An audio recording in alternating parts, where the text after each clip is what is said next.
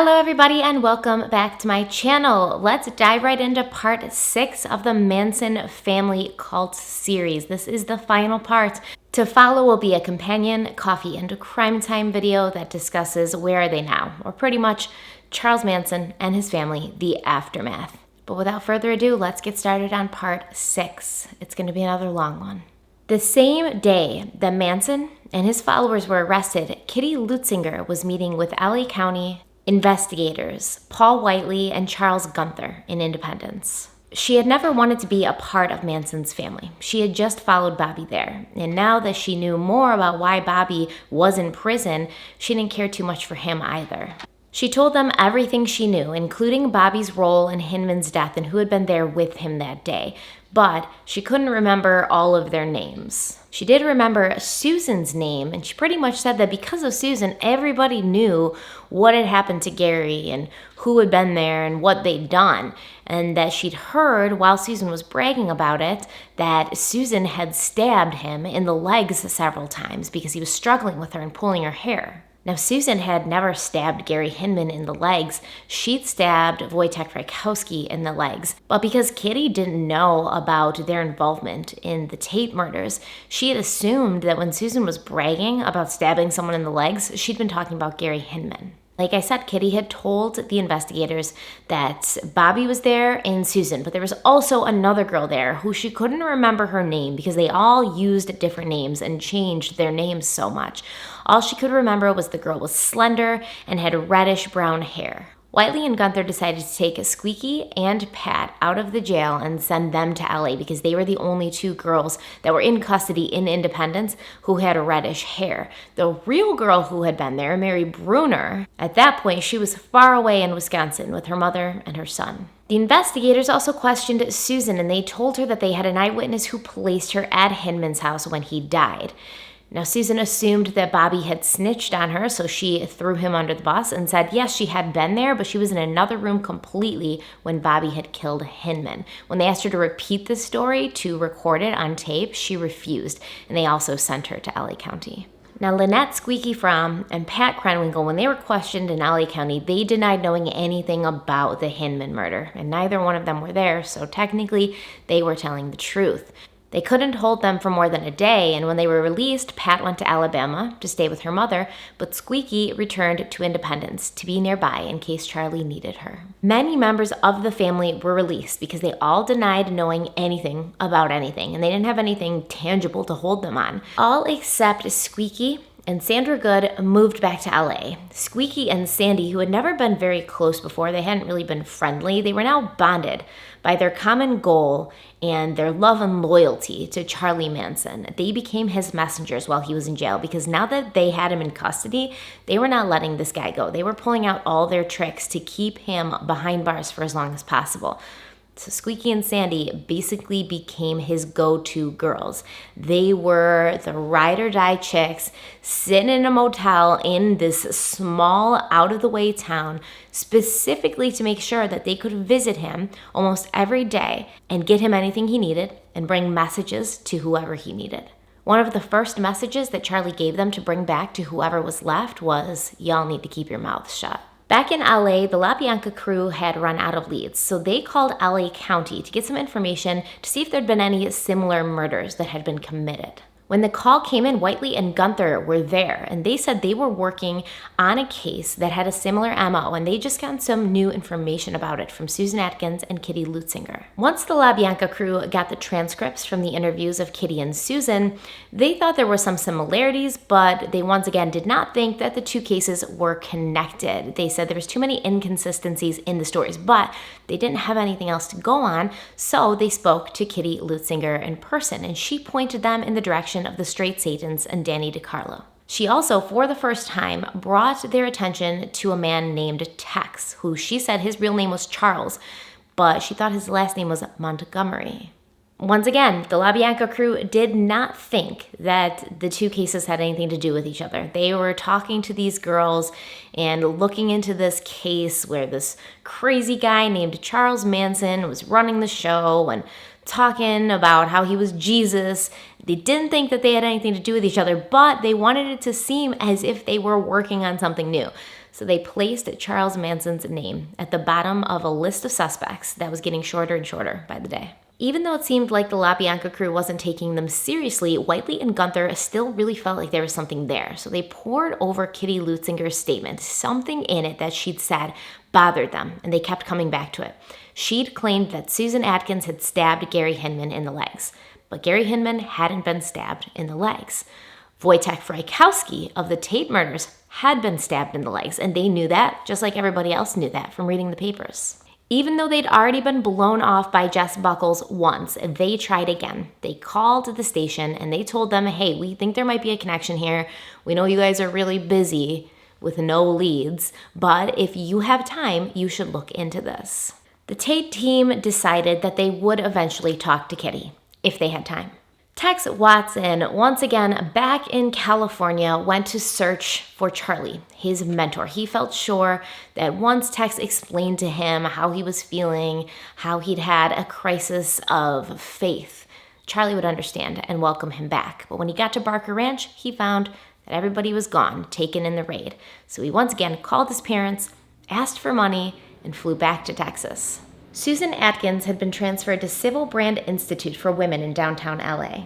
She was placed in a cell near two other inmates who were friends from the old days, Ronnie Howard and Virginia Graham. Fun fact, Virginia Graham and Ronnie Howard had actually been married to the same man, not at the same time, but one after the other, and it didn't seem to affect their relationship in a negative way. Susan at Civil Brand had gotten the name Crazy Sadie because all the inmates thought she always seemed too cheerful, and she would just walk around singing and dancing and acting crazy.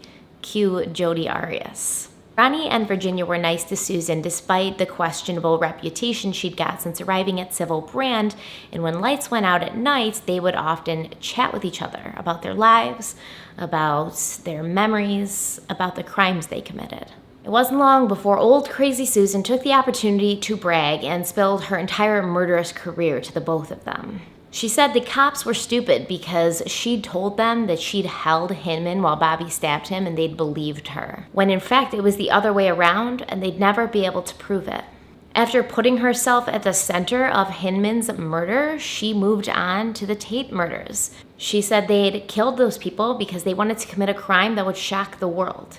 At first, her jail friends thought she was just exaggerating, that she was crazy. But eventually, they began to notice similarities in the murders that she was talking about and news reports that they'd seen about the Tate murders. On November 5th, 1969, a body of a young man was found in Venice with a single gunshot wound through his head. John Philip Hout, known in the family as Zero. He'd been arrested and released with the rest of them and left Independence to live in Venice with Bruce Davis, Catherine Gillies, and Madeline Cottage, who was known as Little Patty. According to Little Patty, Zero had been playing Russian roulette, and his death was considered a suicide. However, the gun was fully loaded, and who the hell plays Russian roulette with a fully loaded handgun? Bruce Davis had told the police that he had held the gun as well. However, there was absolutely no fingerprints on there. Not Bruce Davis's, not Little Patty's, and not Zero's, which led the police to believe that the weapon had been wiped clean after it had been used. Fact was, after the raids, after being put in jail, Manson was paranoid, and he had never trusted Zero. He didn't think that he could keep his mouth shut. So it is speculated that Manson ordered, through Squeaky and through Sandra Good, to have Zero taken out. In November, 2 detectives from the LaBianca squad drove to Independence to interview Charlie and some of the other members that were still in the Independence jail. Charlie said he didn't know anything about any murders, and everybody else pretty much said the same thing, except for Leslie. Leslie was distracted by elf wings that were growing prematurely on her back. She was worried that the elf wings would pop out of her back before she was in the Enchanted City. So she accidentally let it slip that she might know something about some members of the family being involved in those murders, but she'd have to think on it overnight. The next morning, of course, once she realized that her fairy wings were not popping out prematurely, at least, she had nothing left to say. But before they went back to LA, the investigators took some of their personal effects, and one of these things was Charlie's beautiful buckskin suit. They noticed that parts of the pants were held together using leather straps, very similar to the leather straps that had been used to tie the LaBianca's hands. When Susan went to a preliminary hearing on November 12th, she found that it had not been Bobby who'd snitched on her, but Kitty Lutzinger. And when she got back to prison, she told Ronnie and Virginia that Kitty better watch it now, that her life wasn't worth anything anymore. This is when Virginia and Ronnie both decided that this girl wasn't just crazy, she was actually serious too. And she probably had killed these people, and she'd probably kill more if she was allowed to. So they decided to do something about it. And this was a hard decision for them because you don't snitch on each other in prison. It's kind of an unspoken rule that whatever happens in prison stays in prison. Yet they did feel some sort of obligation and responsibility to report what she'd done and then let everybody else handle it. So it was off of them. The La Bianca crew had still not found Danny DiCarlo, but they did get their hands on another straight Satan named Al Springer, and Al had no problem telling them everything he knew about Charlie and his escapades. He told them Charlie had regaled him with stories of how they were going to knock on rich people's doors and then kill them when they answered. He told them about Gary Hinman's ear and lots of Papa. He told them that on August 12th, Charlie had actually confessed directly to having recently murdered 5 people. And then he asked them something that made them take him seriously. He asked, did the police know anything about a crime, a murder that had been committed, where there was something written on the refrigerator in blood? And this made the La Bianca crew perk up. That little tidbit, Helter Skelter, spelled incorrectly, written on the La Bianca's refrigerator, had never been released to the press or the public. So if he knew about it, he would have had to have heard it from the person who had been there when it happened, or at least somebody that person had talked to. Now, Mike McGann from the Tate crew was brought in to hear what Springer had to say, and Al Springer actually helped them find Danny DiCarlo, who was hiding out at his mother's house. In the end, it took a couple of straight Satans to get the La Bianca crew and the Tate crew working together. Danny DiCarlo did meet with the La Bianca crew on November 13th, but he said he didn't know specifically anything about those murders. They asked him to return on Monday, November 17th, to be interviewed on tape anyways, and on that morning, he actually did provide some more information. He gave up Mary Bruner and Bruce Davis in the murder of Gary Hinman, and he even had the samurai sword that had been used to slice off Hinman's ear. The samurai sword had initially been a gift from the Satans to Manson, but when their relationship had gone downhill, they'd taken it back, so he had it in his possession. He also confirmed to the police that as far as he knew, Manson was in fact the one to give the order to have Gary Hinman killed. So Ronnie, Susan's prison friend, she's trying really hard to let somebody know what's going on with Susan. She asked a female prison guard if she could use the phone and call the LAPD. The female prison guard pretty much said, I don't have the power to make that decision or make that call, but I'll send your request up to the people who can make that decision to let you use the phone and call the police and give them information about an active investigation. Ronnie even asked the prison guard if she could call for her and just tell them what she knew and have them come down and talk to Ronnie in person. Once again, the female prison guard said, that's none of my business. On November 17th, while waiting for a bus to be transported to a court hearing, Ronnie took the opportunity, grabbed the payphone there, and made a call to the LAPD to let them know what was going on. She was told to call a different branch of the LAPD, so she hung up, and even though there was a bunch of angry girls behind her who also wanted to use the phone, she placed another call to the other branch of the LAPD, and finally they said, we'll send somebody out to talk to you. When they finally did send somebody there, they believed Ronnie because Ronnie told them that Susan had said she'd left her knife at the scene of the crime, and nobody knew that besides the person who had left it there, so they did believe what she had to say. The original prosecutors on the case were Aaron Stovitz, head of the prosecution division of the LA DA's office, and Vincent Bugliosi, a very ambitious deputy DA who had a reputation for being a shameless self-promoter amongst his peers. He was obviously very happy to be put on the Tate LaBianca murders because a case like this could make a career. He had tried 104 cases and only lost one of them. Danny DiCarlo began working closely with Stovitz and Bugliosi, and they had him take them to the ranch so he could show them around. But he made sure he was handcuffed so it would give the appearance that he wasn't helping with his own free will. Bugliosi and Stovitz were especially interested in the area on the ranch that Charlie used for target practice. They gathered over 60 slugs and 20 shell casings, which Bugliosi wanted to cross-reference against the casings found at the murder scene to see if they were fired from the same gun. And in the beginning, it was Susan Atkins, not Linda Kasabian, who was going to be the prosecution's star witness. I don't know if a lot of people realize that, but Susan Atkins, at first, was the great hope for the prosecution. She was going to get a deal of immunity, that the death penalty would be taken off the table if she testified against her friends and her leader.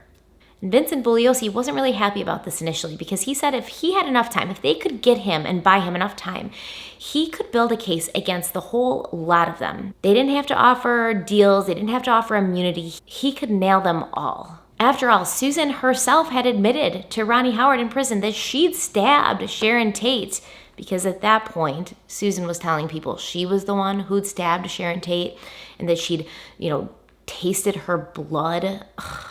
She would change her story 25 million more times before, the end, which we still don't know what the real story is, but there was a couple of reasons of why it had to be sped along. First of all, Chief Davis wanted the case to be put in front of a grand jury ASAP, because every moment that passed without somebody being held accountable for this crime made him look worse. And the clock was ticking with Charlie in prison. He was not yet brought up on murder charges for the Tate and LaBianca murders or for the Hinman murder. He was still in jail based on arson and grand theft auto.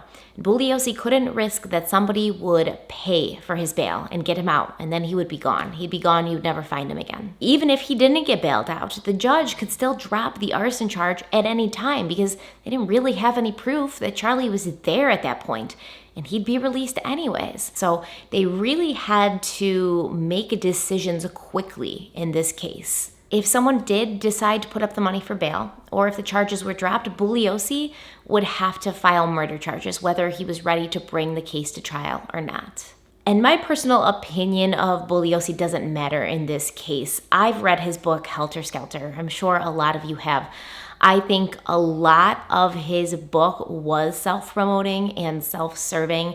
I think a lot of the whole Helter Skelter motive was created by him. I think he made it out to be more than it was. I think he made Charlie Manson out to be more than he was. If you read Bugliosi's book, you would end up thinking that Charlie was magical, that he was some mythical creature who did have power over people. And I don't believe that Charlie Manson did have power over anybody. I don't believe that Charlie was a superior being who had the ability to enchant people or put spells on them, at least. I mean, yes, he did have power over their minds. He manipulated them to an extent, but he wasn't doing voodoo and placing magic spells on them. And if you read Bugliosi's book, you would believe that Charlie had something special. And I think that it's very popular to wonder about Charlie Manson. Did he really have special powers?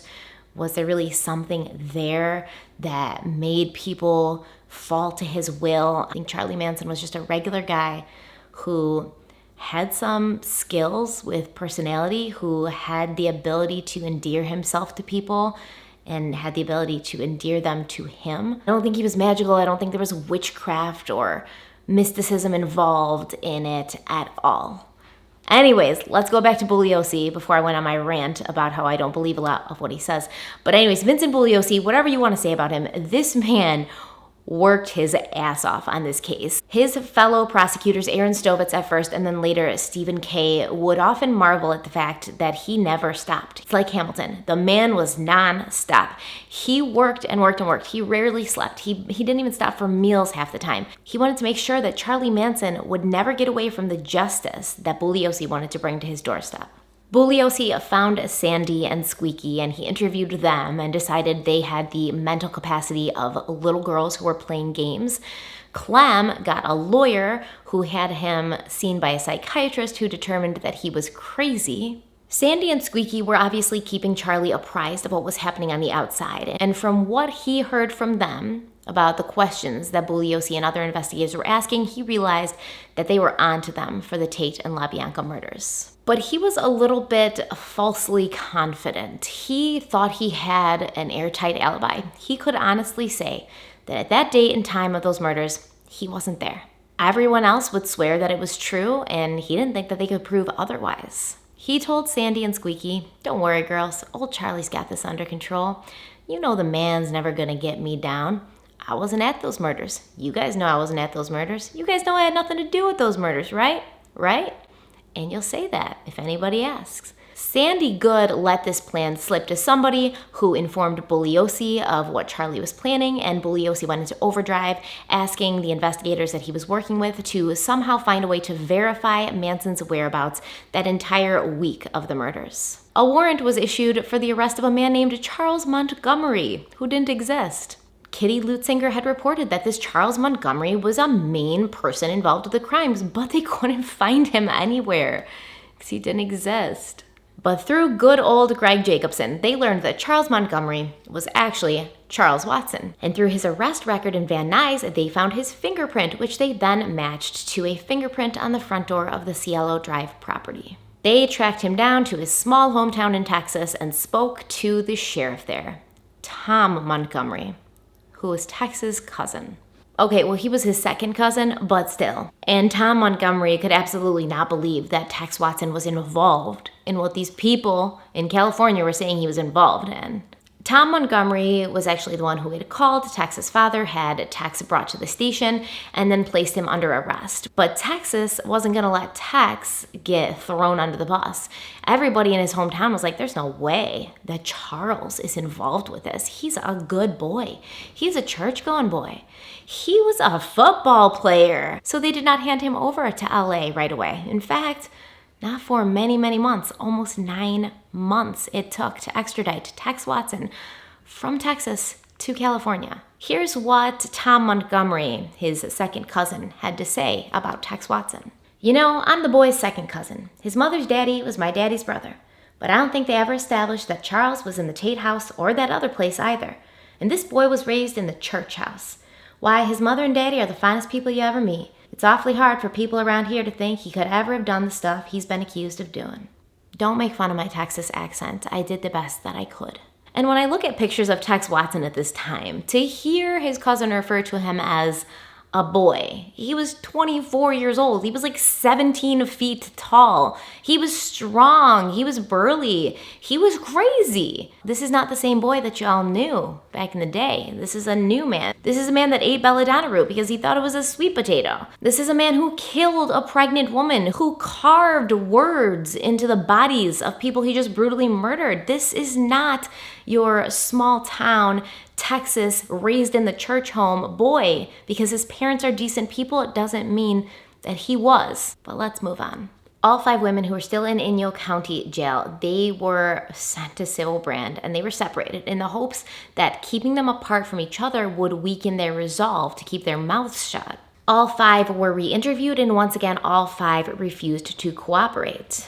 Except for Leslie once again. This time it wasn't the premature fairy wings that were distracting her, but the news about Zero's death, which had been ruled a suicide. She and Zero had been friends, they'd been pretty close, and the news had taken her aback. And while she was distracted by that, Mike McGann sensed his opportunity, and he dove in and he said, we know Charlie's involved with these murders. We know he's involved with all the murders. To which Leslie replied, no, he wasn't involved in any of them. Only 4 people were at the Cielo Drive murders. And one of the girls, whose name was Linda, hadn't even done anything.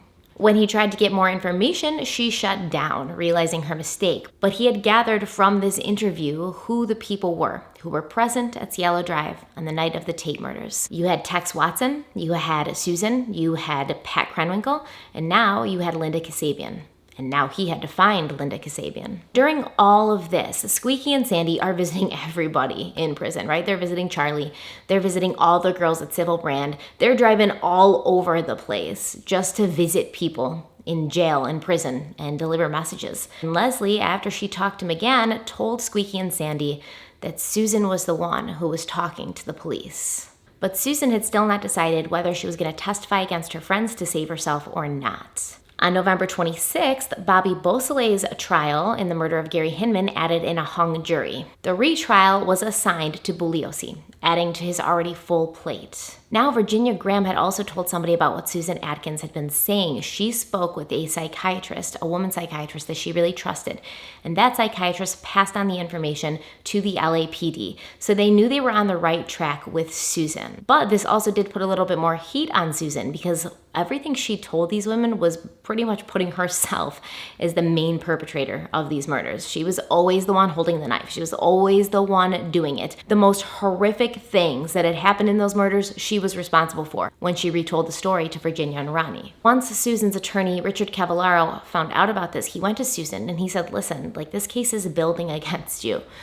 You need to cooperate with them if you have any chance of avoiding the death penalty at this point. Bugliosi had made her an offer. He would take the death penalty off the table and he would allow her to plead guilty to second-degree murder, which did carry a penalty of life in prison, but she might be eligible for parole. And even though her lawyer urged her to take it, Susan still had to think about it. Terry Melcher and Dennis Wilson were not super cooperative with the police. They wanted to be as far removed from Charlie Manson as possible by now. Dennis was terrified that his brothers and bandmates were going to find out that his connection to somebody that they had urged him was bad news and to stay away from was now pulling him into a police investigation for multiple murders. When he was questioned, he obviously minimized his connection and relationship with Manson. Terry Melcher outright lied and said he'd only met Manson a few times and he had no idea why he would possibly even be a target for this man. When the police informed him that they had reports that he'd been intimate with some of the family's girls, he whipped out pictures of his ex-girlfriends and said, when I've got beauties like these to get in bed with, why would I want to screw any of Manson's clap-filled, unwashed dogs? This is a good question, Terry. It's a question that I think we've all been asking ourselves. He did give confirmation that Manson knew where he lived and that Tex Watson also knew where he lived because they'd been along once when he had been dropped off by Dennis Wilson. Once again, just like when he was a young kid shooting streetlights, the cops gave him a pass. They didn't press him any further and I guess they believed him or they knew that they weren't going to get anything out of him, so they gave up. But Terry Melcher was not out of the woods yet. On December 1st, Police Chief Davis gave a press conference saying they'd basically solved the murders. They had people in custody. He never mentioned Charlie Manson or Susan Atkins, but within no time, the resourceful press had connected the dots, and headlines read, "Grudge against Doris Day's son linked to Tate slayings." The papers began to report on Charles Manson as if he was this magical, magnetic, and charismatic being, both terrifying and completely intriguing at the same time. They picked up Pat Krenwinkel at her mother's house right before the press conference, and as a result of the press conference, Linda Kasabian turned herself in on December 2nd. She said she had been present at the Cielo Drive murders but had not participated. Barbara Hoyt also agreed to help the prosecution, and she was willing to testify about the fact that she'd heard Shorty Shay's screams the night he had been murdered. She had also been privy many times to Susan Atkins bragging about all the people she'd killed. Mary Bruner also turned herself in, seeking immunity for her part in Gary Hinman's murder, as long as she turned on Bobby and testified against him. On December 3rd, Susan's lawyer brought a tape to the DA, a tape that he had basically made, where she described in great detail what happened the night of the murders. In these tapes, she was clear about who had been there that night and who had ordered them. She kept insisting that the reason Charlie had chosen Cielo Drive was to terrify Terry Melcher, who had broken his word to them. When she'd been talking to her buddies in prison, Susan had reveled in her participation, was proud of her participation in these murders, and often exaggerated her participation in these murders. But in these tapes, she pushed the blame off on everybody else. Susan would have her deal, and the death penalty would be taken off the table for all the murders she'd committed with her murderous little fingers if she would testify against her friends during the grand jury trial on December 5th. Gary Fleischmann, who was Linda Kasabian's lawyer, he was also looking to get a deal for his client, and he thought that Linda deserved a deal more than Susan, considering that Susan had actually killed people and Linda had not. But they were already actively working with Susan, and they put Linda on the back burner. And Bugliosi assumed they might need a backup. Susan was crazy. She was unreliable. She was all over the place. So it was good to know that they had a plan B if they needed it. When Bugliosi sat down to talk to Susan, he saw for himself just how crazy she was. She told him that Charlie can see everything. He can hear everything. What we're doing and talking about in this room right now, he can see and hear. He didn't feel really confident hanging his case on the testimony of this woman. But the next morning she was sworn in, and by the time the grand jury broke for the weekend, she had revealed every single gruesome detail. She was also not shy to talk about Charlie Manson's pull over his followers and everybody who ended up in his orbit.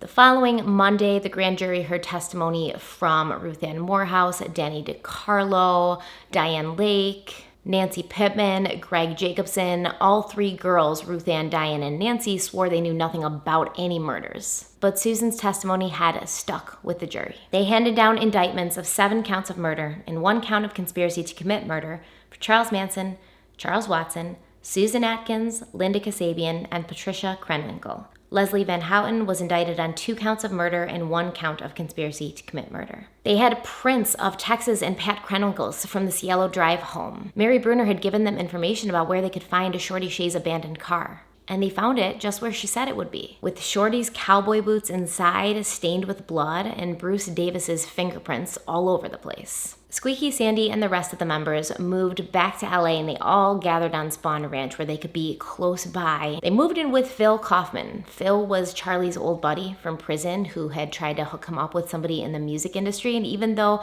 they didn't really ended well or on a good note, Kaufman didn't think that Charlie and his girls had anything to do with this. He was 100% sure that none of the family members were involved in these crimes at all, so he let them live with him. And Susan's lawyer, Richard Cavallero, went behind the prosecution's back and began shopping for book deals for Susan Atkins. He had a sneaking suspicion that she was going to recant her testimony against Charlie and her friends. And when that happened, because of the deal, they could not use anything she'd said against her to incriminate her or prosecute her, but it didn't stop them from building a case against her anyways. In this book that told her story, she would be painted as another victim, somebody who was brainwashed and controlled by an evil genius mastermind. She had no idea what she was doing. She couldn't stop it. She couldn't do anything about it. She was just a victim. On December 9th, Charles Manson was charged with the murder of 7 people in Inyo County, and he was transferred to Los Angeles. There had been so much media coverage up to this point, he'd become a sort of celebrity figure. Everyone wanted to catch a glimpse of him, so when they saw him being brought into the courthouse, head to toe in chains, like Jacob Marley in A Christmas Carol, wearing his buckskin outfit. His hair and beard had grown very long while he was being imprisoned, and he kind of serenely just looked at everybody. He was short, he was scrawny, he looked completely harmless. This had been a figure that had been built up to be domineering, controlling, and here he was, just this little guy covered in chains so heavy he could barely lift his little arms. He was certainly not the scary or threatening figure that people had been reading about in the papers. Charlie finally had the fame and notoriety that he always knew he deserved. Anyone thought that he was upset about this turn of circumstances, he was not. He had the spotlight now, and he was going to take advantage of it. Reports and details of his tragic childhood emerged. I wonder who gave them those details. Reporters had tracked down Kathleen Maddox, his mother, and she wanted nothing to do with them. His file at the elementary school in McMecken was stolen. Charlie and his gang gave every member of the counterculture at that time a bad name. Having the ideals and the actions of the Manson family applied to every person with long hair and a different idea of how life should be lived. And there was a large part of the public who, after seeing Charlie's unassuming appearance, thought he was being targeted simply because he had chosen to live life differently than the squares thought he should. A radical militant group of young white Americans who had formed the same year in response to the Vietnam War called themselves the Weathermen. They emerged in support of Charlie and his followers. It was their goal to advance communism through violent revolution, and they were led by Bernadine Dorr, a young woman from Milwaukee raised by a Jewish father and a Christian Scientist mother. During what they called a war council held in late December, Bernadine got on the mic and said, "Dig it? First they killed those pigs. Then they ate dinner in the same room as them. Then they even shoved a fork into the victim's stomach. Wild." And those assembled immediately adopted 4 fingers held in the air as the Weathermen salute, a symbol of the ivory-handled fork that had been found in Lino LaBianca's stomach. They considered the murders to be a sign of everything that was opposite of good and decent, which is exactly what they claimed to represent, according to another ringleader of the group named John Jacobs. I still can't get over this whole Weathermen thing, and how they would make their salute the sign of the fork that was stabbed into an innocent man who was killed for no reason. Phil Kaufman eventually got sick of hearing the girls bicker and argue about what was best for Charlie, and he kicked them out. They all retreated back to Spahn Ranch. Squeaky began holding press conferences on the ranch to show everybody how peaceful and wonderful we are, what a simple life we lead. You have to make love with it. You have to know it. You have to know every part of it. And to know you know it is to know it. So that you could pick it up any second and shoot.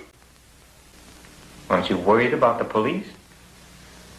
If you want it, here it is. Come and get it.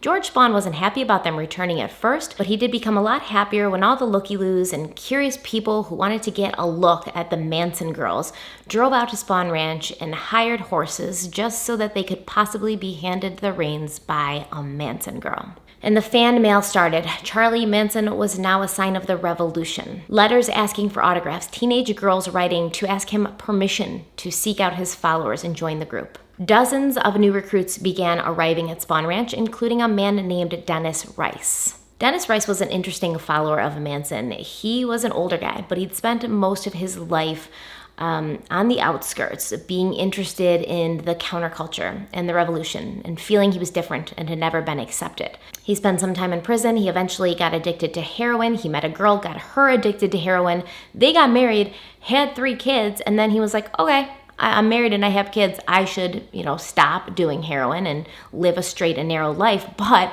the girl, his wife, the mother of his children that he'd gotten addicted to heroin, couldn't kick the habit. He found himself raising 3 kids by himself. He started working at an all-night bookstore in LA, and that's when he saw the headlines of Sharon Tate's death, which he thought was horrific, but he also recognized some signs of a revolution in the murders. And that's when he sought out Charlie Manson in prison and asked to join the family. Charlie said yes, and Dennis and his 3 kids went to live on Spahn Ranch.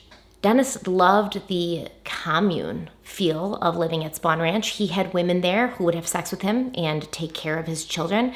There was drugs, there was talk about revolution and doing something that was bigger than all of them.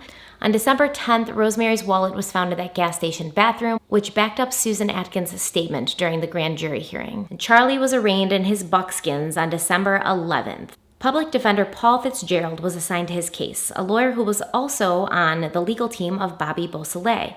But there were lawyers beating down Charlie's door to represent him because they wanted the exposure that his trial would give. And no one thought the prosecution had much of a case against a man who wasn't actually present at any of the murders and hadn't actually committed them. There was also a gag order placed on the case by the judge. Now, nobody was supposed to be talking to the press. They wanted nothing out in the open that would taint a potential jury pool. But somehow, Susan's book that painted herself as a victim, which was only supposed to be printed in Europe, managed to get out to the public, and the LA Times printed it. Vincent Bugliosi took Susan Atkins on a road trip so she could point out where the bloody clothes had been thrown out of the car the night that they'd left Cielo Drive after murdering everybody. Of course, she was super happy to be out of her jail cell, to be in the light of day, in the fresh air, so she spent 7 hours looking for the clothes but never found them. She said it was such a nice day that her memory just vanished. That's not the only thing that vanished out of your head, Susan. But then again, the media comes in to save the day and rescue the LAPD's investigation. This television crew had read about the bloody clothes and how they'd been thrown out of the window of the car in Susan's story in the LA Times. And they decided to go on an escapade and find them for themselves, which they did within 10 minutes. It didn't take 7 hours, like it had taken Susan to not find them. It didn't take weeks, as it had taken the LAPD weeks to locate these clothes, and they had not found them. They found them within 10 minutes. They gave them to the LAPD, the blood was tested, and it matched the murder victims at the Cielo Drive home.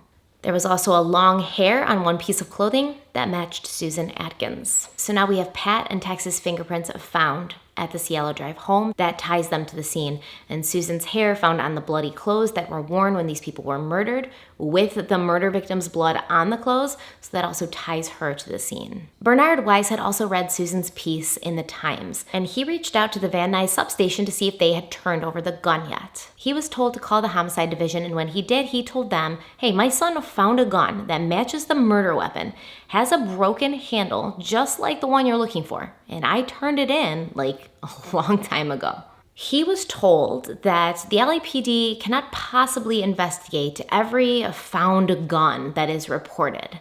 So he realized they weren't going to do shit. And he hung up and he spoke with his neighbor who worked for a television station. The television station called the LAPD and demanded to know why a murder weapon had been sitting at the Van Nuys substation and had not been put into evidence and had not been linked to this crime. Finally, they went and retrieved the gun from Van Nuys. Thank God for concerned citizens and the nosy press, in this case at least, let's be honest. Obviously, the shells found at Cielo Drive matched the gun. The shells found on a Spawn Ranch matched the gun. Therefore, the murder weapon was found. It was linked to the murders, and it was also linked to Charlie Manson and his family. Charlie knew he still had sufficient control over Susan, Pat, and Leslie, and he could get them to go along with his plan for the trial. But Linda Kasabian was going to be a problem because she had told the prosecution that the only reason she'd gone along with the murders was because she was scared of Charlie and scared that he would kill her daughter. On November 30th, Diane Lake also turned on the family and confessed that Tex had told her personally that he had killed Sharon Tate. Charlie figured the best thing they could do was show a unified front in trial and possibly put it all on Tex Watson, who had still been unable to be extradited from Texas to LA, and he wasn't there to defend himself. On Christmas Eve, Manson was given permission to defend himself, act as his own attorney in his trial, even though Judge Keene said he thought he was making a mistake. And while all this was going on, Manson was still concerned about getting his music out there. He knew he needed to strike when the iron was hot, and there would never be more eyes on him again in his life than there were right now. If they were able to put together an album, it would sell, and he would be the famous musician and a rock star that he always knew he should be. Problem was, Dennis Wilson had most of their tapes from the recording sessions. They had a couple that they'd done with smaller recording studios, but Dennis Wilson had the main ones. So he sent Squeaky to Dennis Wilson's house to tell him that he should give them the tapes or he would die. Chill the F out, Squeaky. Did you ever think of just asking nicely? But Dennis Wilson didn't have them anyways. They'd already been confiscated by the prosecution and the police, and he told them, I don't have them anymore. They did, like I said, still have some tapes from a recording session they'd done in Van Nuys. So Charlie called Phil Kaufman and begged him, man, get my music out there. You know it's good. You know it's going to be great. You know the publicity is hot right now. Let's make this happen. Phil took what music they had and made 2,000 copies of the record with his own money. It was released on March 6th, 1970 and contained 13 songs. The cover art being the picture of Manson that had been used on December 19th, 1969 on the cover of Life magazine when they ran a story about him. He kept it exactly the same, just replacing the word life with lie. It's actually pretty brilliant if you think about it because it has that recognizable thing that people, it's a good marketing idea. The initial release included songs such as the original Cease to Exist and Manson's famous Don't Do Anything Illegal, ironic, but it only sold 300 copies, which I think is a pretty adequate indication of Manson's actual talent. Kaufman explained to Charlie that nobody wanted to stock the record besides these little head shops who didn't really care about anything. Big record stores were not comfortable selling the record of a man who was on trial for multiple murders. Charlie thought he was lying. He thought he was selling the albums on his own and pocketing the money. There was no way. The entire world was not chomping at the bit to get their hands on this record. So he sent the girls over to Kaufman's to get their money, which Kaufman was agitated about because after all, he'd put up his own money to make these stupid records, which were now not selling. He wasn't getting any of his money back. Now these stupid girls are standing outside his house demanding things that they're not even entitled to. So he chased them out with a gun. They came back a second and third time, circling around his house, chanting, "Give us the music, give us the music." So he had to chase them away again, and this certainly changed his opinion on them being completely harmless. The case against Charlie Manson was coming along way too slowly, though. The only physical evidence they had really was against Susan, Tex, and Pat. Pat had turned herself in, but she wasn't in LA custody yet. Tex definitely wasn't in LA custody yet, and Susan had immunity. On January 17th, 1970, Charlie demanded to be released immediately. He said this trial was a waste of everyone's time and money, and he was being deprived of spiritual, mental, and physical liberty in an unconstitutional manner, not in harmony with man's or God's law. Instead of being immediately released, the judge responded, "And disappoint all these people? Never, Mr. Manson." On January 27th, he went back in front of a judge and he refused to enter a guilty or not guilty plea, so the judge entered a not guilty plea for him. And the lead prosecutors, Stovitz and Bugliosi, couldn't really agree on what they would use as the motive for these crimes. Stovitz wanted to say that the motive had been a robbery. The family was poor, they were living commune style, they would often go into people's houses and steal things, and that's what this was, and they just killed them so they could steal from them. But Bugliosi thought that was stupid because not a lot had been taken from the houses of the people who had been murdered. He thought it would be better if they used helter-skelter. A robbery, a jury could understand a robbery, but maybe they wouldn't understand how a robbery could turn into brutally murdering people in the way they were murdered and then leaving these words all over the walls. Bugliosi said, "The prosecution does not have the legal burden of proving motive, but motive is extremely important evidence. A jury wants to know why." So essentially, yeah, maybe robbery would have been the safer motive to go with, but why were those people killed in the way they were? Why were those things written on the wall? Why all the symbolic gestures that looked like they meant something else? Bugliosi thought helter-skelter was the perfect motive. It would show the jury why these people had been killed in order to further the crazy ideas of a madman who had convinced multiple people to go along with him. On February 6th, the LA Times printed the helter-skelter theory. Theory links Beatles album to murders. An unidentified source explained to the paper that Manson considered the Beatles to be prophets, and songs from their White Album formed the basis of their crimes that were committed to kickstart a race war that only he and his followers would survive. Now, this obviously wasn't proven, but I have a sneaking suspicion that Vincent Bugliosi was responsible for that leak to the LA Times. It was very important to him that he got the concept of helter-skelter out into the public before the trial started. He wanted people to already be thinking about it. He wanted people to already be looking into it and already kind of accepting it as a normal motive before they started even picking a jury. Another story came out that Manson planned to use cooperating attorneys, so basically his attorney and the girls' attorneys would all be cooperating in order to turn the tide of the case in his favor.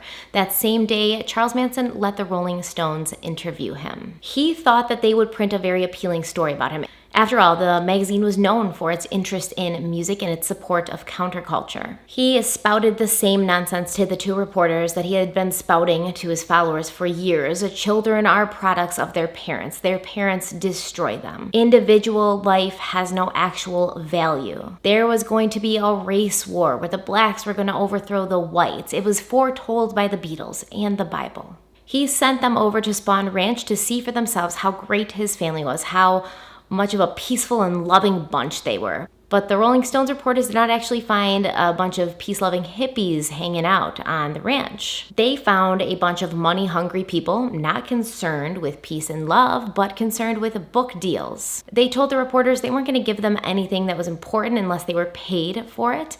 And then they asked the reporters why the Beatles hadn't come out to help Charlie yet or spoken out in his defense. And they needed to really contact the Beatles and make sure that they knew what was going on and to tell them to call Spahn Ranch.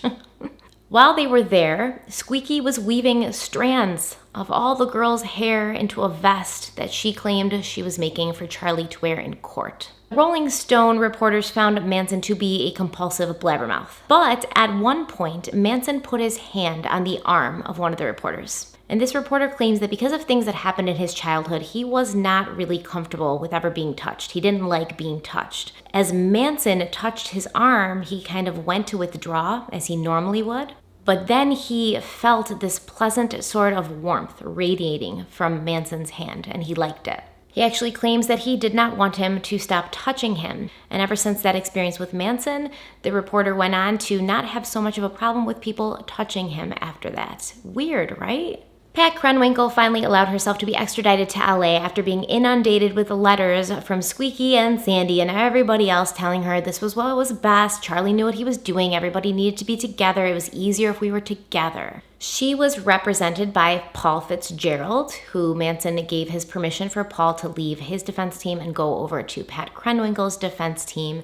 And Paul Fitzgerald actually left his job at the public defender's office in order to focus full-time on Pat's trial and case. She refused to give the police a copy of her handwriting or a sample of her handwriting so they could match it to the writing on the walls at the crime scenes, which is exactly what they wanted, because it would be much easier to hold against her refusal to cooperate in court than to actually try to compare and prove that handwriting on a wall in blood was the same as the sample she would have provided. Rudy Altobelli confirmed to the police that Manson had indeed been on the Cielo Drive property the day that he'd been there looking for Terry Melcher, and that Rudy had told him Terry no longer lived there. He also confirmed that Sharon Tate had noticed and seen Charlie and had asked Rudy later, who was that creepy guy? His testimony would be crucial at trial because not only did it prove that Charlie Manson was actually at the Cielo Drive home at one point, but it also proved that he had laid eyes on one of the victims. Bugliosi also interviewed Crockett and Poston, and Crockett was not too optimistic about the chances of Manson actually going to prison for this. He said he never did anything to anyone that anyone could pin on him. But Brooks Poston was a wealth of information about his time at the group and how Manson would often use the term helter-skelter, or the idea of helter-skelter, in his many sermons to them. He also pointed Bugliosi in the direction of little Paul Watkins, who would become his best source yet. Paul Watkins had been Manson's right-hand man for a long time. He was able to talk at length about Charlie's fascination with fear and death and murder. His testimony about how Charlie truly did believe in this race war that would eventually lead him to ruling the world cemented Bugliosi's motive. If there had been any question of why Charles Manson would have wanted to start a race war,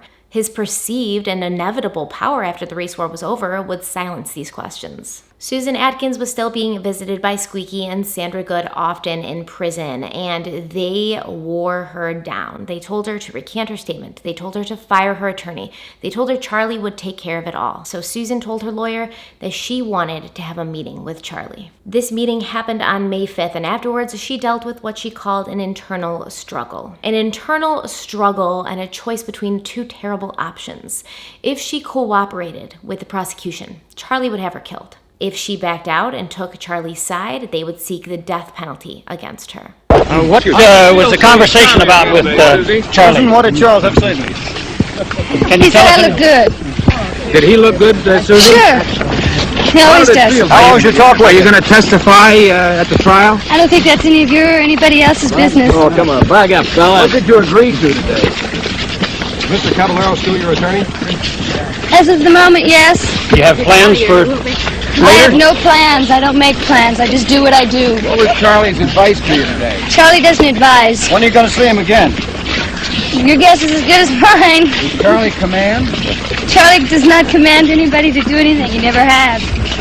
Well, what's the outcome of this meeting? It was a pleasant visit. Was that the purpose of the meeting to begin with? Your guess is as good as mine. Well, we're getting an awful lot of guesses. I didn't want it to come out anyway, other than the way it came out. You plan to see him again, Susie?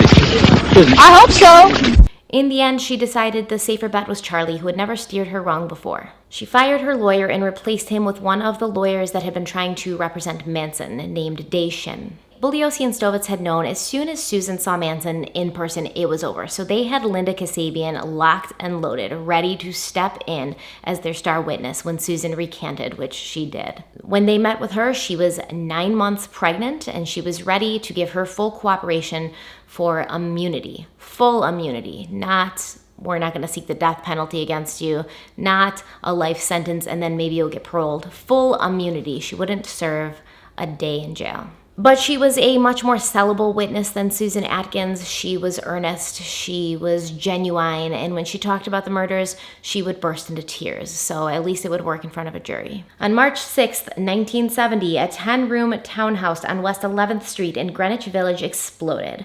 A bomb that the Weathermen, Charlie's vocal supporters, had been assembling had pre-detonated and brought the 4-story townhouse down. They had intended to set off the bomb at a military dance at Fort Dix in New Jersey as a protest to the Vietnam War.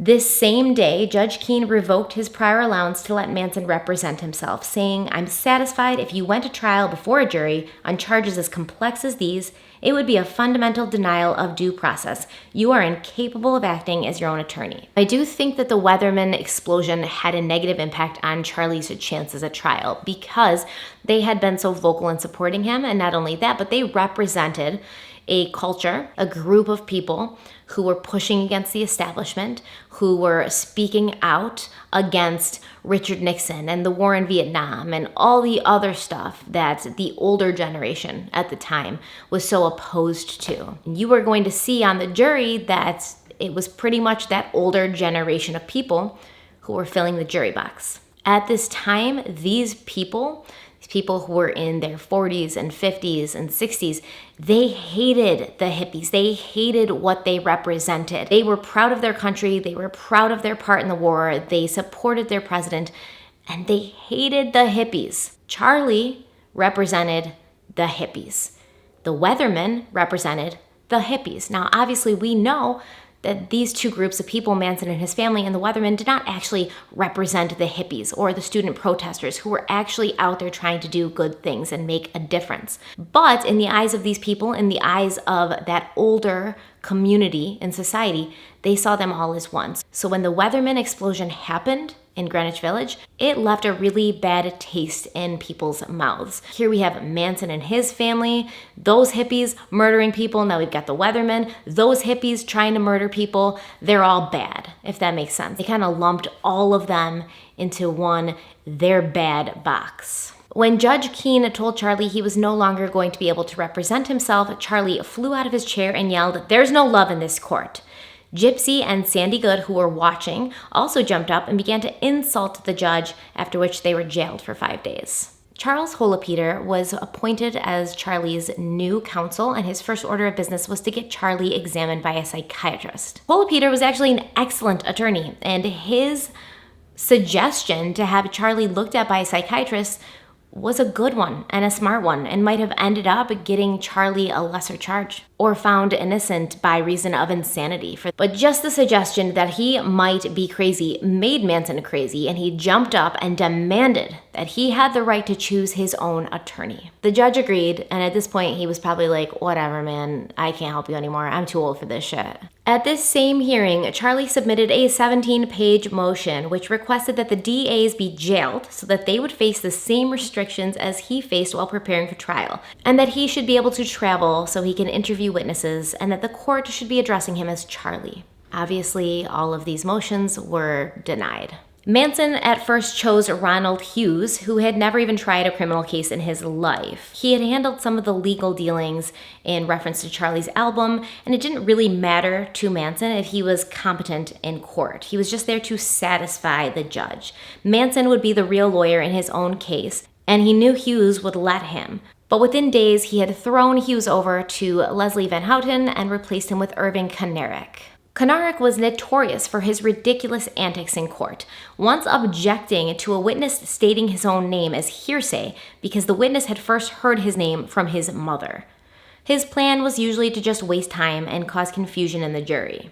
On March 10th, Susan officially recanted her statement, saying she had made everything up when she was pressured by the DA. But Bugliosi was ready with Linda Kasabian and now had no problem using their new evidence against Susan and pinning her to the wall with everybody else. Yes. He announced he would be seeking the death penalty for all of them, except Linda, of course. During the month of March, Linda Kasabian gave birth to a son she named Angel. He would later grow up and change his name to Nathan.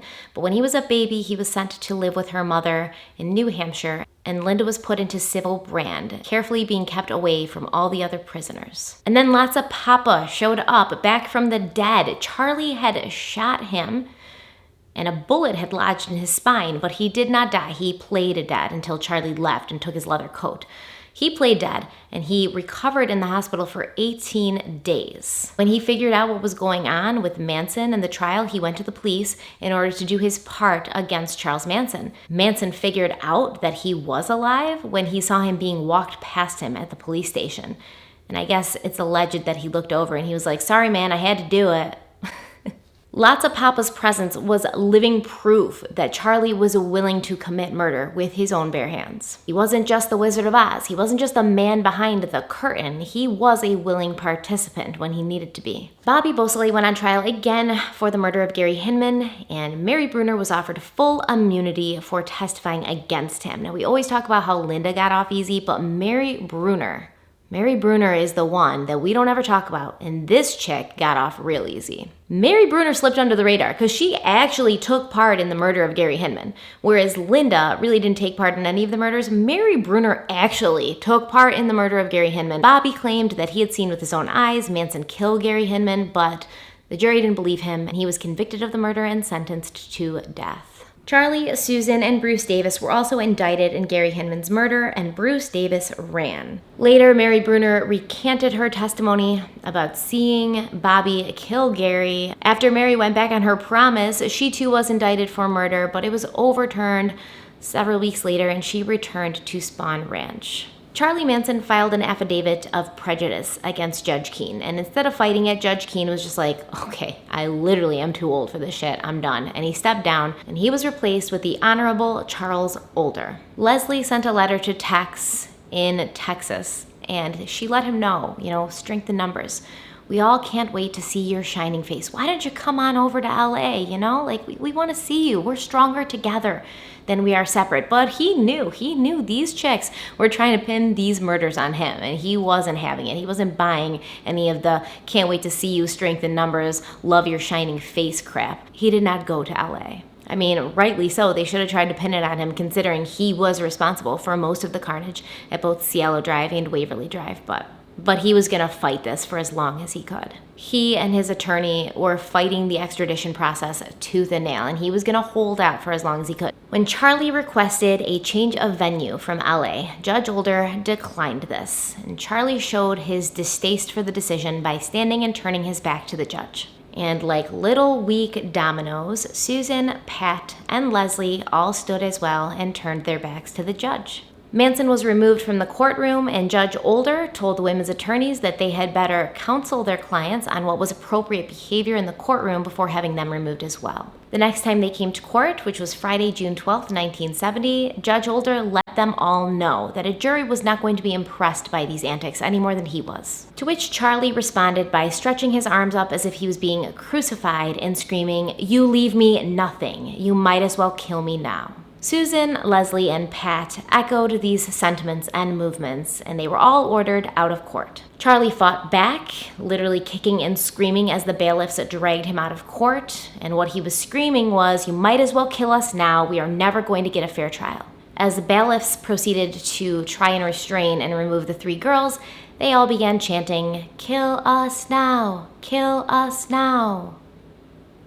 Jury selection began on Monday, June 15th, and took 5 long weeks. Everyone knew it was going to be a long trial, and they were probably going to be sequestered, so nobody wanted to be on that jury. And when Charlie's attorney began his time-wasting, ridiculous tactics during jury selection, it gave everyone an idea of how long the trial would actually take.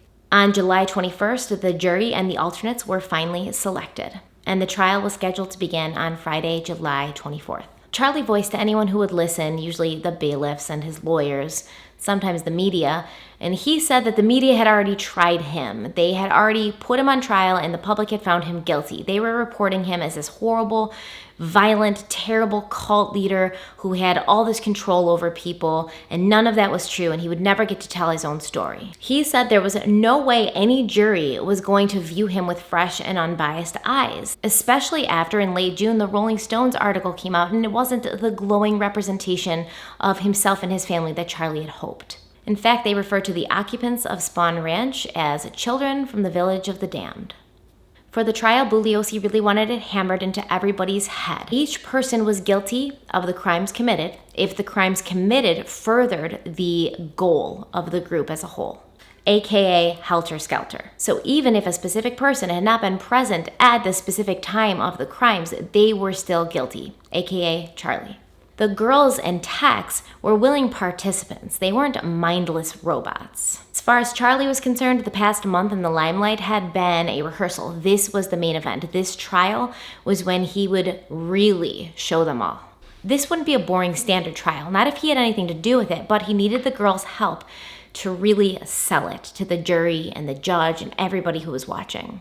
Every day before the trial, the defendants and their lawyers were all able to meet together in a room off the court, which Charlie referred to as the mouse room. It was basically a room with tables and chairs, and there were speakers so that if you weren't in the courtroom, you could hear what was happening in the courtroom.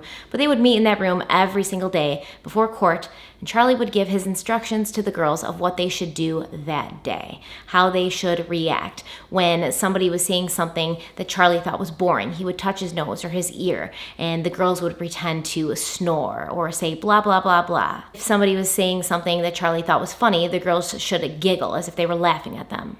All of his followers who were not on trial were banned from the courtroom to minimize any antics that would happen during the trial. But they did camp out outside. They sat on the sidewalks outside of courthouses. They took pictures with people. They talked to people. People gave them cookies and snacks. They sang and danced and talked to anybody that would listen about Charlie and how he is love. And someone passed out a statement from Charlie outside the courtroom. It stated, "You have created the monster. I am not you, from you. I have X'd myself from your world.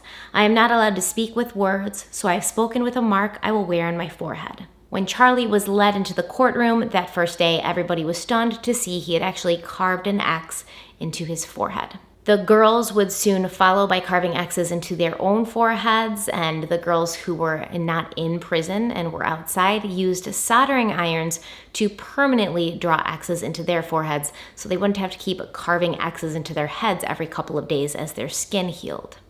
Bugliosi was faced with the difficult task of taking everybody's direction from the bloody and crude display on Charlie's head to the case at hand. But he had barely opened his mouth before Krenwinkel objected, and he would object 9 more times during this opening statement, all ridiculous and overruled, specifically just to distract Bugliosi from getting into his groove.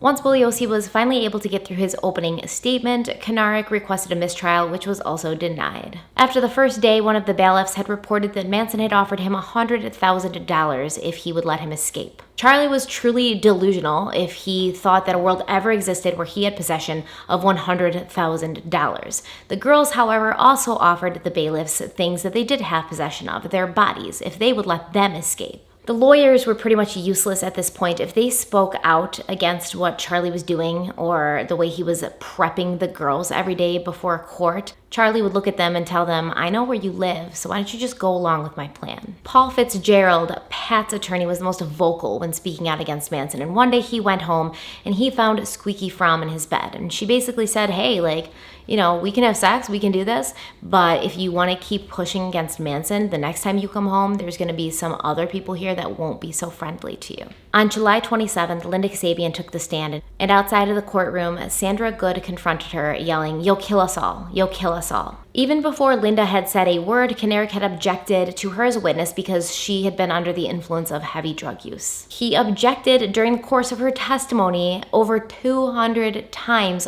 all overruled, but still distracting and disconcerting. He was put in contempt of court, he was jailed overnight, but the next day he continued to make objections. And even Manson was getting agitated because he asked the judge, "Can I object to my lawyer's objections?" To which the judge was like, "No, dude, you picked him. That's your man." Linda was on the stand for 18 days, and by day 3, Charlie had begun making throat-slitting gestures at her. But Linda did keep her cool, her story never changed or faltered, and her voice only broke when she was describing the murders at Cielo Drive. The trial seemed to be going well with Linda as the main weapon, but of course, good old Richard Nixon had to put his nose into things. Nixon was so against hippies and student protesters, he saw the Manson trial as proof of what he had been saying the whole time. These long-haired hippies weren't just annoying, they were dangerous. He said, "Here is a man who is guilty, directly or indirectly, of 8 murders without reason." Dick Nixon should have known better, considering he was once a practicing lawyer himself, that the President of the United States coming right out and saying that Charles Manson was guilty, even before he'd been tried and convicted, was a misstep that could cause a mistrial. Like I said, this was the president. Such a bold and concrete statement would surely influence a lot of people. The judge ruled in the prosecution's favor, saying that the fact that the jury was sequestered would keep them from hearing about this statement. But Manson and his girls could not let that slide. This was their best chance of getting a mistrial. Somebody, most likely one of the defense attorneys, if you want to know my opinion, slid Manson a paper. The headline read, "Manson guilty, Nixon declares." He held it up and showed the jury, and the girls whined in unison, "The president says we're guilty, Your Honor, so why go on with a trial?" Later, Charlie came into court with a handmade sign that said "Nixon guilty," which the bailiffs got away from him, but everybody seemed to be amused by his creativity. While Linda continued to testify, Susan, Pat, and Leslie yawned and said they were bored, so they were given paper and colored pencils so they could draw pictures and doodle while she testified. It's ridiculous. On August 19th, Linda was done testifying and done with the Manson family. She didn't stick around to see how the rest of the trial panned out. She left and went back to New Hampshire with her mother and her children. Stovitz was removed from the case when Susan began complaining about stomach pains. It turned out she had an impacted colon. She was treated and cleared and sent back to the trial, but she kept complaining and saying she didn't feel good. When a reporter asked Stovitz what he thought about Susan's illness, Stovitz said, "It was a performance worthy of Sarah Bernhardt." The district attorney's office took him off the case because he was specifically instructed to not speak with the press, and he was replaced by Stephen Kay. If you recognize the name, it's because we have talked about Stephen Kay before. He is currently still a DA in Los Angeles, and he is one of the people who firmly believes that George Hodel is responsible for the Black Dahlia murder. So we did talk about him a little bit during the Black Dahlia video. But Stephen Kay was now Vincent Bugliosi's partner, and the two didn't know each other very well. Kay recognized his work ethic, but kind of didn't like him. He thought he was kind of a jerk. Bugliosi was agitated because Kay obviously had not been keeping up with the trial and needed time to prepare and catch up. As the trial would go on, Stephen Kay would begin chatting with Leslie. They were sitting next to each other in court, and during breaks they would chat, and he was confused because he thought she was smart and level-headed, and he didn't understand how she'd gotten mixed up with all of this. They would have debates about the death penalty. She was against it, and he was for it. Surprise, surprise. But he was very taken aback and surprised how he was having a level-headed, logical conversation with a Manson girl. Because they weren't crazy, Stephen Kay. They weren't out of their minds. They weren't little children who need to be kept occupied with colored pencils. That was all a game. It was all Charlie's insane game. It was all a plan to manipulate people to think that they had no control over what they were doing, and they are still playing that game today, might I add. Barbara Hoyt, meantime, was being harassed by Sandy and Squeaky to not testify against Charlie. Ruth Ann Morehouse called her and told her, "Hey, if you promise not to testify or to at least wait until we talk to testify, we'll give you a free trip to Hawaii." For some reason, Barbara Hoyt trusted these people and got on a plane where she and Ruth Ann Morehouse spent a couple of days in Hawaii, chatting in their hotel room about why she shouldn't testify, before Ruth Ann suddenly said she had to get back to LA, but Barbara could stay for a little while if she wanted to. Barbara took Ruth Ann to the airport, and Ruth Ann bought Barbara a hamburger and handed it to her. As Barbara was taking the last bites of the hamburger, Ruth Ann said, "Wouldn't it be something if there was 10 tabs of acid in that burger?" And then she boarded her plane, and within minutes after that, Barbara Hoyt had begun blacking out. There was 10 tabs of acid in the burger, way more than anybody should ever take at once. And before she lost consciousness, she told somebody to call Mr. Bugliosi. She was hospitalized for her forced drug overdose, and when she got out, she was more confident and sure than ever that she wanted to testify against the Manson family. They had tried to scare her, but the exact opposite had happened. They'd angered her, and now she really wanted to take them down. She went on the stand and told everything. And on September 11th, Tex Watson finally arrived in LA. He appeared in court wearing a blue blazer, gray slacks, and a fresh haircut. Irving Kanarek, of course, asked for a mistrial because he didn't think that Tex should have been there, which was declined again. Tex was scheduled to be arraigned on September 28th, and he would be jailed until then, but then he stopped eating and he started acting crazy, so he had to be put into a mental hospital. Sandy and Squeaky were still trying to strong-arm everybody into doing what they wanted, what Manson wanted. Sandy and Squeaky actually cornered Stephen Kay in a parking lot while he was leaving court and threatened that if he didn't stop what he was doing, there would be a repeat performance of the Tate murders at his own home. Now, fun fact, Stephen Kay And Sandy Good had actually been set up on a blind date at one point when he was 15 and she was 14. Kay's mother's best friend was Sandy's godmother, and Sandy was flying in from San Diego to LA where Kay lived, so the women thought it would be cute to introduce them. They met at a pancake house, and within 10 minutes, Stephen had formed an opinion that Sandy was a stuck-up little snob, and he didn't like her, so he left and went to a friend's house to swim. Juan Flynn, former Spawn Ranch employee, also testified against Manson and his family, and Krenwinkel objected and tried to make Juan look stupid, like he was basically testifying to further his movie career. Krenwinkel accused him of making everything up because there was a lot of publicity surrounding this case. Flynn responded to Krenwinkel, "It is the type of publicity that I wouldn't want, you big catfish."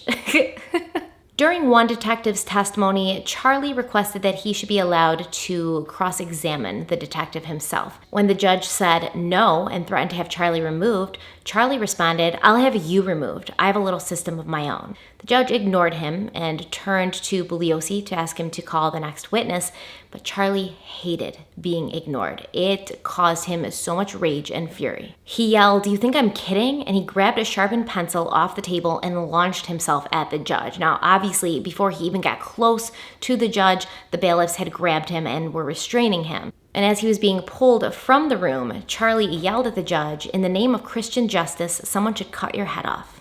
His backup singers began chanting. They were also removed from the court, and all of them were banned from the proceedings for several days. And the judge started bringing a gun to court. On Monday, November 16th, the prosecution rested. But it had already been 22 weeks, and the defense hadn't even started their portion of the trial yet. Susan, Leslie, and Pat demanded that they be allowed to testify to the judge.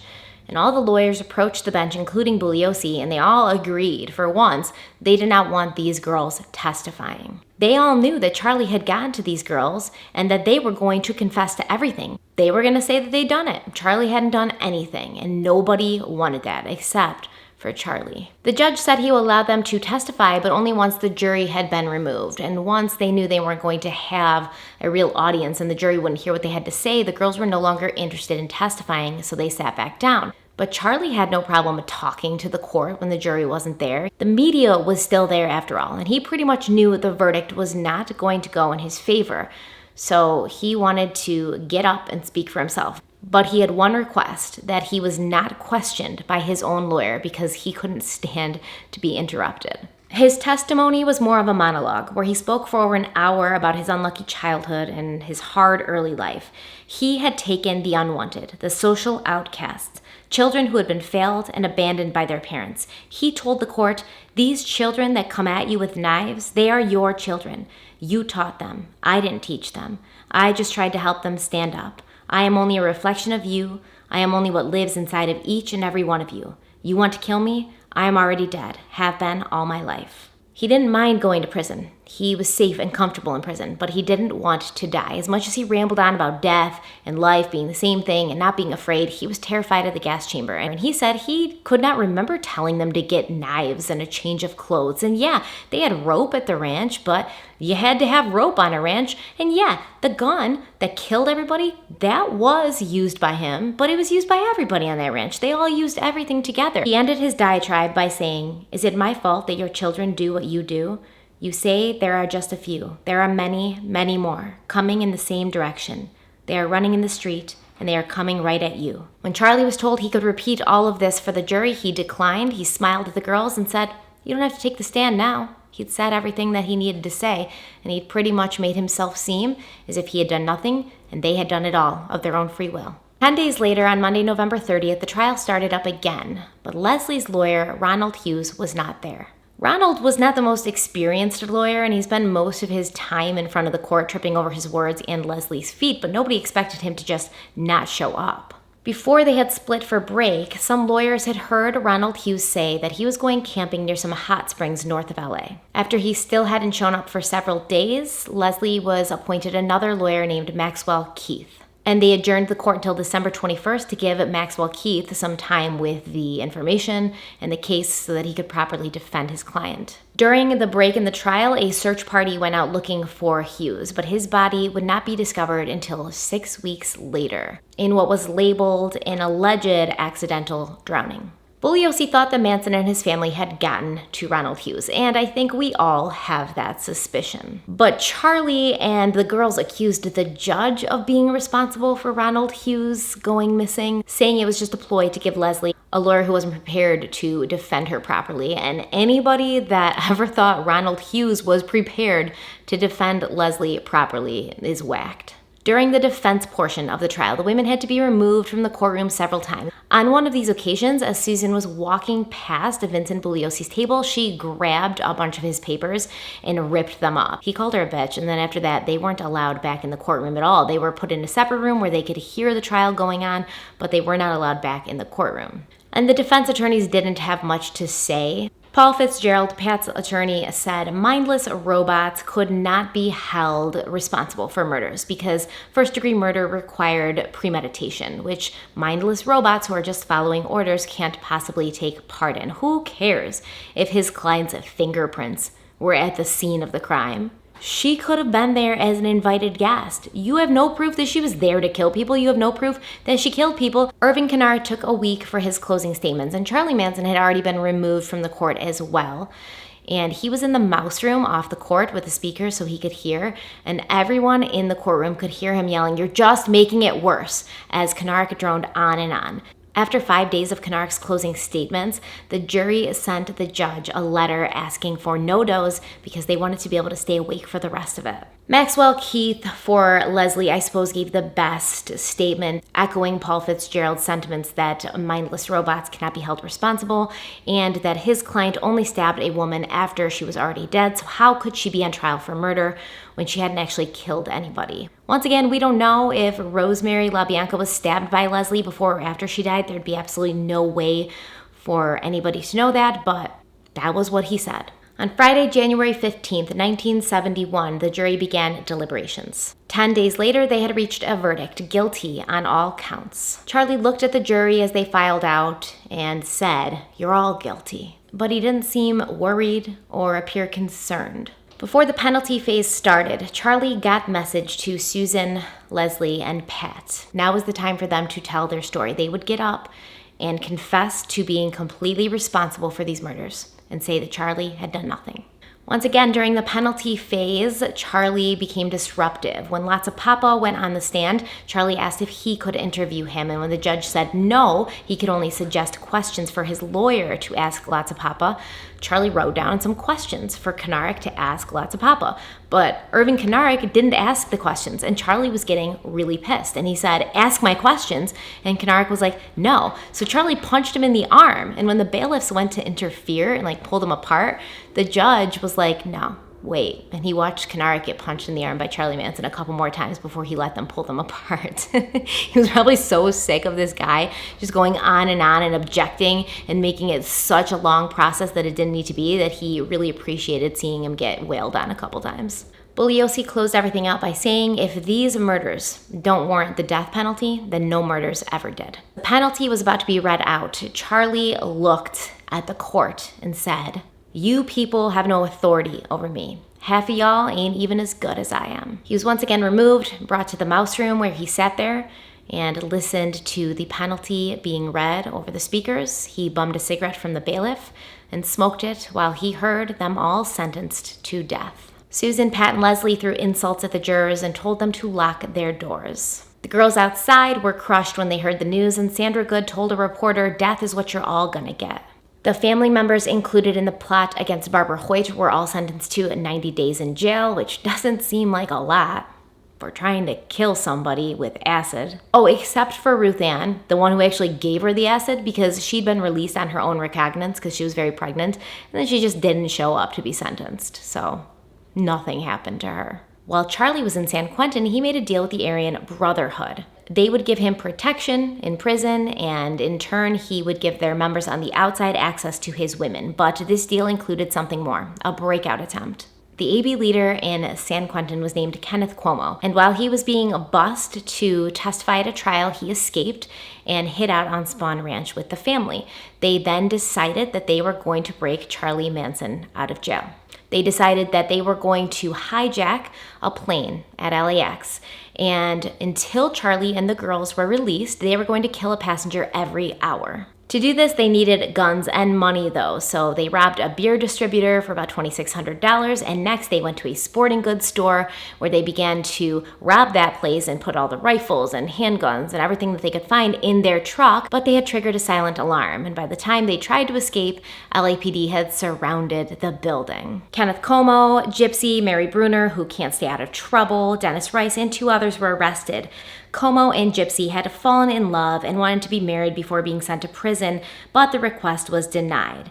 Gypsy and Mary were sent to the California Institute for Women, where they met up with their old buddies who were already there, Susan, Leslie, and Pat. Tex Watson's trial began on August 2nd, and he pleaded not guilty by reason of insanity. His defense team said he'd become crazy from the overuse of hallucinogenic drugs, and he'd become a robot and a tool in the hands of Manson the mastermind. He was also sentenced to death. On February 18th, 1972, the California Supreme Court abolished the death penalty. They had voted in favor 6-1. Manson family's sentences were reduced to life in prison, eligible for parole after 7 years. So in my opinion, and this may be unpopular, and this may be argued, but we can talk about it in the comments. We don't need to be rude to each other.